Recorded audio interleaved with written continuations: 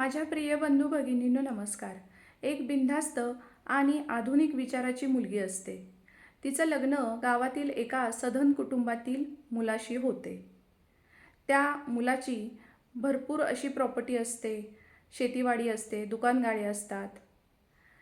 लग्न झाल्यानंतर दोघांचा संसार सुरळीत चालू असतो.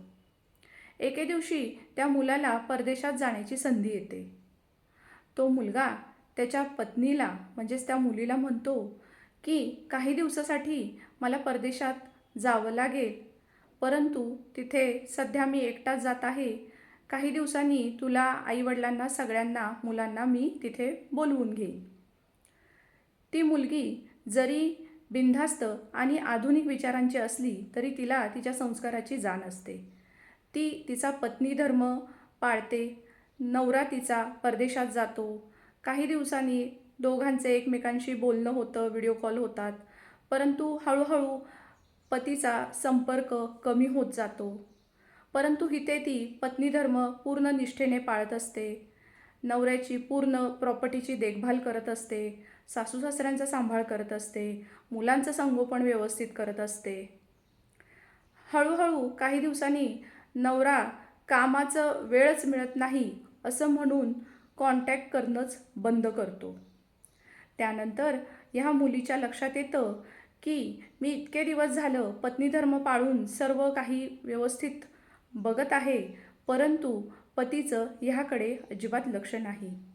त्यामुळे ती ठरवते की इतके दिवस पतीची जी प्रॉपर्टी सांभाळली आहे त्याच्यामध्ये मला कमीत कमी हिस्सा तरी मिळावा. मी पत्नी या नात्याने पतीच्या प्रॉपर्टीत सहहिस्सेदार म्हणून होतेच की, असे वाटून ती वकिलांचा सल्ला घेण्यासाठी वकिलांकडे जाते. वकिलांकडे गेल्यावर तिचा पहिला प्रश्न ती विचारते की नवऱ्याच्या प्रॉपर्टीत बायको म्हणून माझा हिस्सा मी मागू शकते का, आणि मी बायको म्हणून नवऱ्याच्या प्रॉपर्टीत सहहिस्सेदार होते का. तर यावर तिचे वकील म्हणतात, नाही, तू नवऱ्याच्या प्रॉपर्टीत सहहिस्सेदारही होत नाहीस आणि तू नवऱ्याच्या प्रॉपर्टीत हक्कही सांगू शकत नाही. तिला आश्चर्य वाटतं. इतके वर्ष झालं मी प्रॉपर्टी एक केअरटेकर म्हणूनच सांभाळते की काय. माझा त्या प्रॉपर्टीत हिस्साही निघत नाही आणि त्या प्रॉपर्टीत मी सहहिस्सेदारही होत नाही.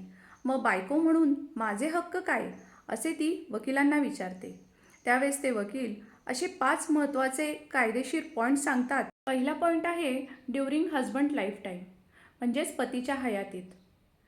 पती त्याच्या जिवंतपणी त्याची स्वकष्टार्जित प्रॉपर्टी कोणालाही देऊ शकते. त्यासाठी बायको त्याविरुद्ध कोणत्याही प्रकारची हरकत घेऊ शकत नाही किंवा त्यासाठी कुठल्याही प्रकारचा दावा करू शकत नाही. पतीची इच्छा असेल तर त्याची ती स्वकष्टार्जित प्रॉपर्टी तो कोणालाही देऊ शकतो आणि त्याबाबत बायको तिथे कुठलाही हक्क सांगू शकत नाही. दुसरा मुद्दा आहे husband gave his property to others, म्हणजेच पती त्याची प्रॉपर्टी कुणालाही हस्तांतरित करू शकतो. पती त्याची प्रॉपर्टी खरेदी दस्ताने देऊही शकतो, तसेच बक्षीसपत्राने सुद्धा कोणालाही देऊ शकतो.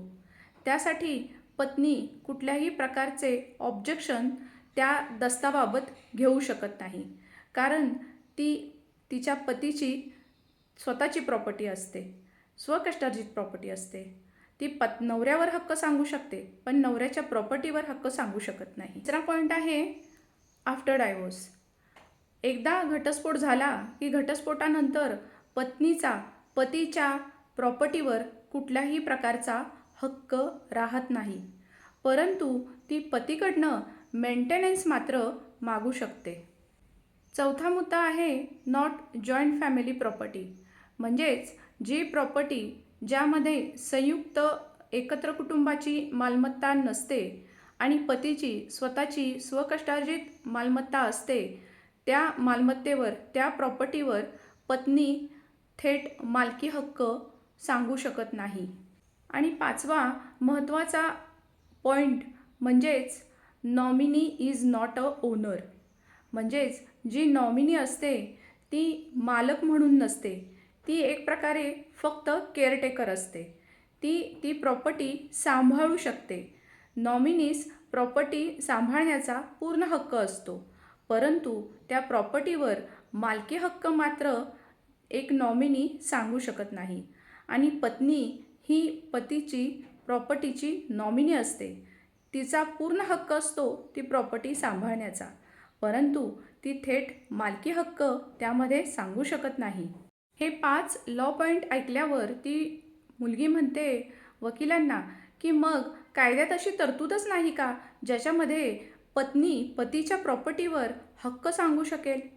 तर तिचे वकील म्हणतात, हो आहे की, बट आफ्टर हजबंड डेट. म्हणजे पतीच्या मृत्यूनंतर हिंदू सक्सेशन ॲक्ट 1956च्या कायद्याअंतर्गत पत्नी ही पतीच्या प्रॉपर्टीची वर्ग 1ची वारस होते आणि त्यानुसार ती पतीच्या निधनानंतर पतीच्या प्रॉपर्टीवर क्लेम करू शकते, दावा करू शकते, कारण ती वर्ग 1ची वारस असते. त्यानंतर तिला ती प्रॉपर्टी मालकी हक्क मागण्याचा, शेअर मागण्याचा पूर्ण हक्क येतो, परंतु हे केव्हा? पतीच्या निधनानंतर. अशी कायदेशीर तरतूदच आहे. म्हणजेच पतीच्या हयातीत पत्नी त्याच्याकडे मेंटेनन्स मागू शकते, पोटगी मागू शकते, घरखर्च मागू शकते, तो तिचा अधिकार असतो. परंतु जोपर्यंत पती जिवंत आहे तोपर्यंत मात्र ती पतीच्या प्रॉपर्टीत हिस्सा मागू शकत नाही. स्क्रीनवरती व्हॉट्सअप नंबर देत आहे. हा केवळ माझा व्हॉट्सअप नंबर आहे. योग्य कायदेशीर सल्ल्यासाठी, मार्गदर्शनासाठी कॉल बुक करू शकता. सल्ला फी आकारली जाईल. धन्यवाद.